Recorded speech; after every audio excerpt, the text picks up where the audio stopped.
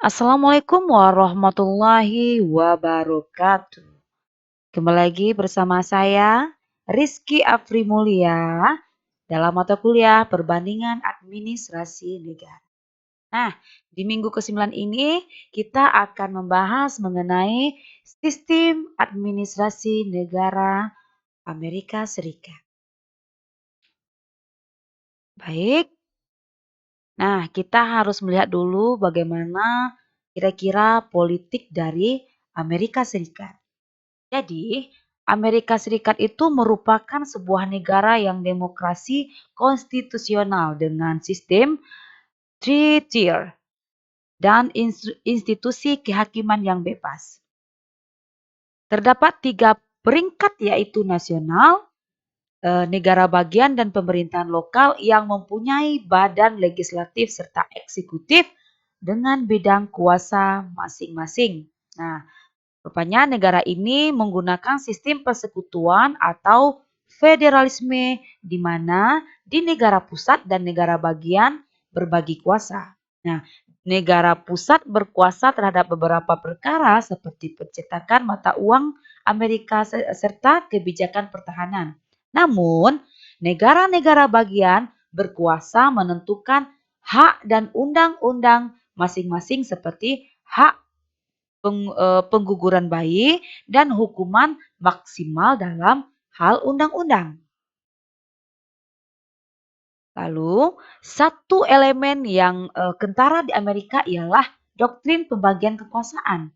Nah, jadi dalam pasal 1 hingga 3 Konstitusi Amerika telah menggariskan secara terperinci mengenai kuasa-kuasa negara yang utama yaitu eksekutif, legislatif, dan kehakiman. Check and balance atau pemeriksaan dan keseimbangan merupakan satu ciri yang utama dalam negara Amerika. Nah, hal ini begitu komprehensif sehingga tidak ada satu cabang negara yang mempunyai kuasa mutlak untuk mengawal cabang yang lainnya. Nah, di negara ini semua rakyat berusia 18 tahun ke atas berhak memilih. Pemilihan presiden diadakan setiap 4 kali 1 tahun. Dan yang terakhir ialah pada bulan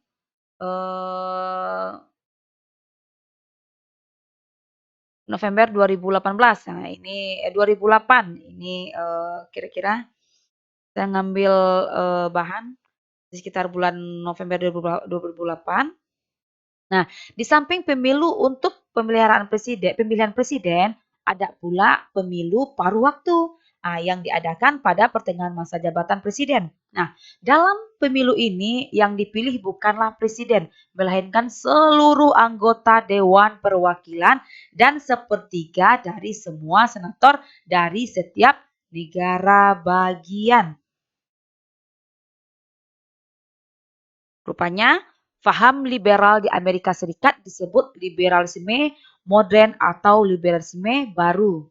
Nah, sekarang para politis di Amerika Serikat mengakui bahwa faham liberalisme klasik ada kaitannya dengan kebebasan individu yang bersifat luas.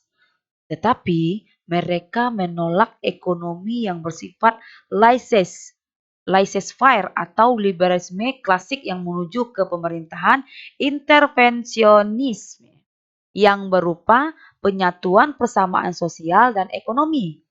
Rupanya hal tersebut disepakati pada dekade pertama abad ke-20 yang tujuannya merupakan keberhasilan suatu hegemoni para politis dalam negeri. Nah, tapi kesuksesan tersebut mulai merosot dan menghilang pada sekitaran tahun 1970-an.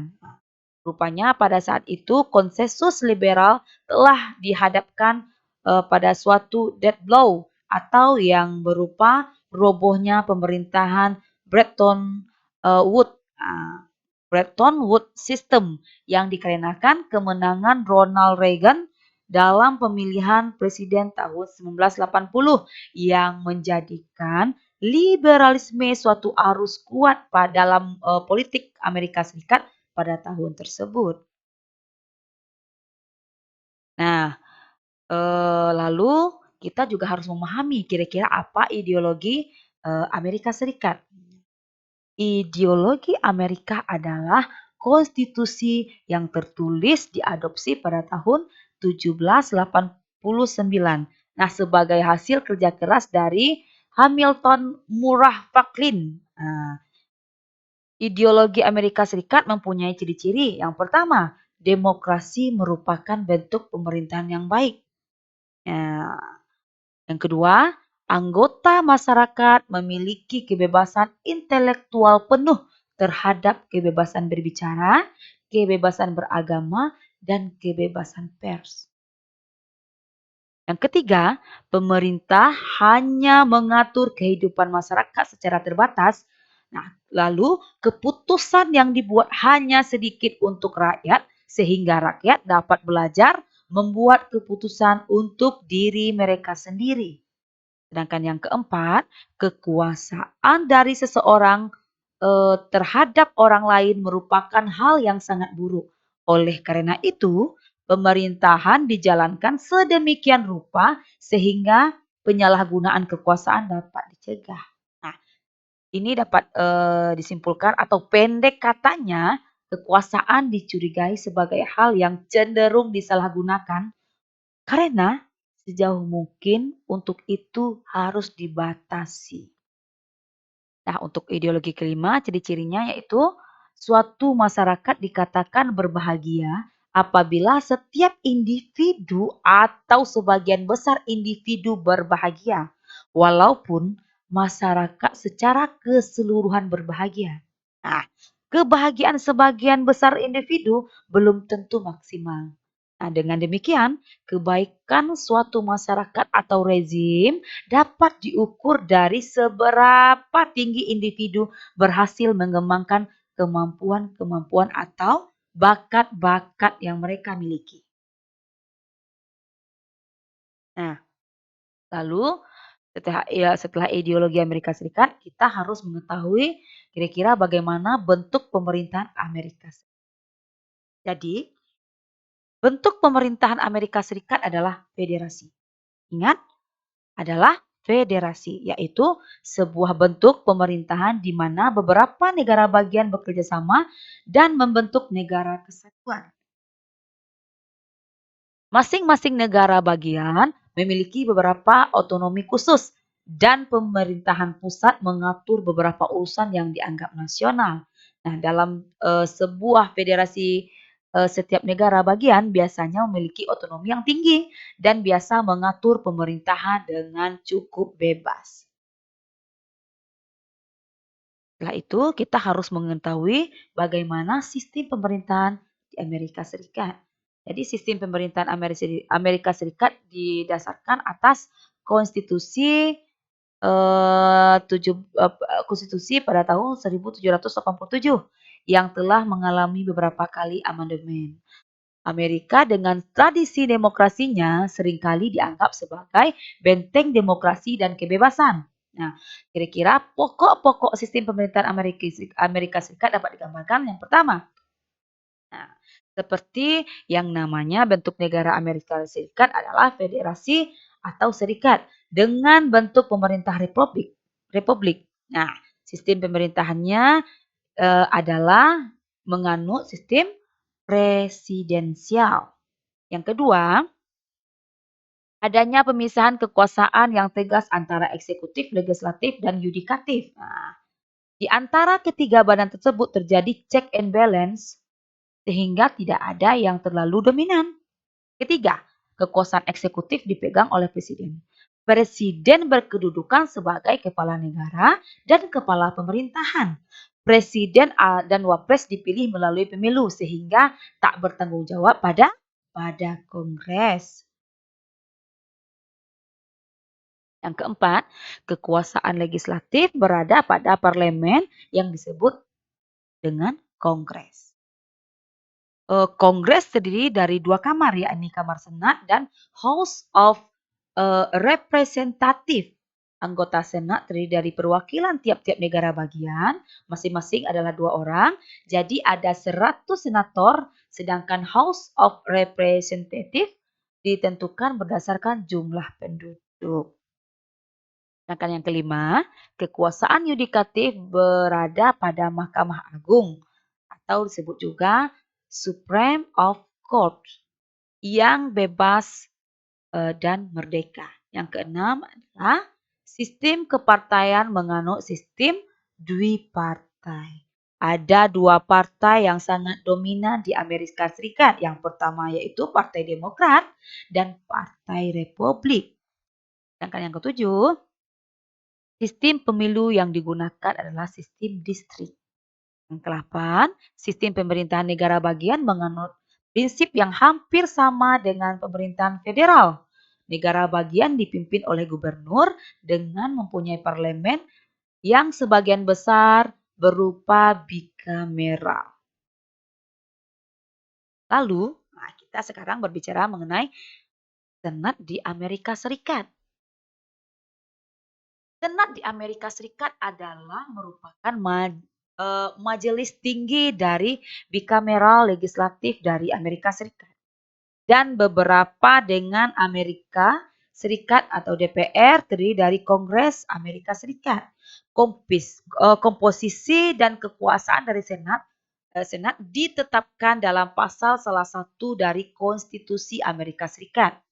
Yang pertama, setiap negara bagian Amerika Serikat diwakili oleh 2 senator. Terlepas dari populasi, senator melayani terdiri dari 6 tahun.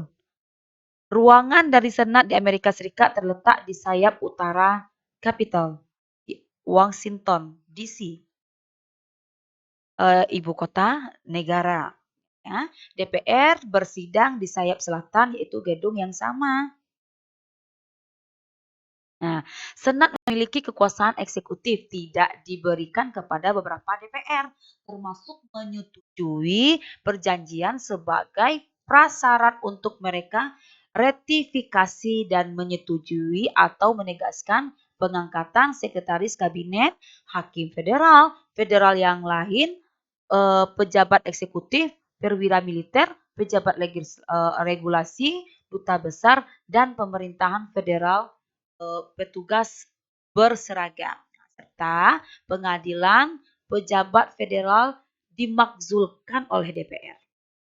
Rupanya Senat adalah baik lebih deliberatif dan lebih bergengsi tubuh daripada DPR karena ketentuan-ketentuannya lagi ukurannya lebih kecil dan konstituen di seluruh negara bagian yang secara historis menyebabkan suasana yang lebih kolegial dan kurang partisan.